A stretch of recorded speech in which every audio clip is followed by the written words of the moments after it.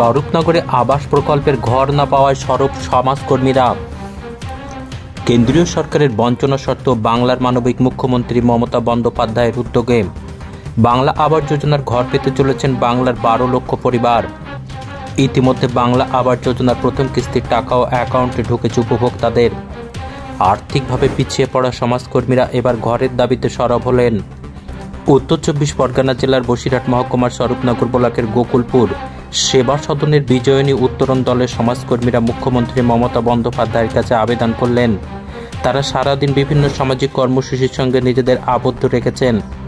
বাল্যবিবাহ বন্ধ, শিশু নারী পাচার প্রতিরোধ, দুয়ারে সরকারের বিভিন্ন স্কিমের ফর্ম ফিল আপ এবং পাচার হয়ে যাওয়া মেয়েদের পুনর্বাসনের জন্য সরকার বিভিন্ন দপ্তরের সঙ্গে সংযোগ স্থাপন করছেন। গোকুলপুর সেবা সদনের সম্পাদক মহিদুল ইসলাম মুখ্যমন্ত্রীর কাছে এই সমাজকর্মীদের হয়ে আবাস যোজনার ঘর পাওয়ার জন্য দাবি রেখেছেন। আমরা যেটা চাইছি, আমরা সারা রাত দিন সবসময় এইসব কাজের সঙ্গে যুক্ত থাকি, তো আমাদেরও একটা দাবি আছে যে এখন আবাস যোজনায় যে ঘরগুলো দেওয়া হচ্ছে সেটা যাতে আমরা পাই, তার জন্য আমরা বিভিন্ন দপ্তরে আবেদন করেছিলাম, পঞ্চায়েত থেকে নবান্ন পর্যন্ত। তার কি কোনো সুরাহা হয়েছে? তার কোনো সুরাহা আমরা পাইনি। তা আপনারা এখন কি চাইছেন?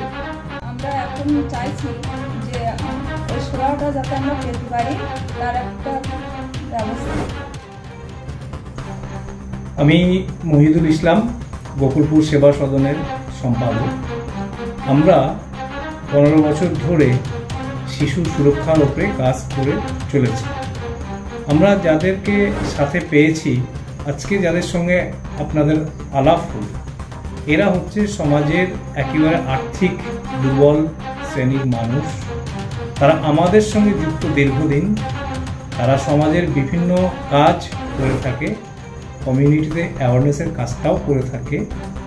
তো যারা সমাজের এই দায়িত্বটা নিয়েছে, বিভিন্ন বাড়িতে বাতি জ্বালানোর কাজ নিয়েছে, তাদের বাড়িটা থাকে অন্ধকারে।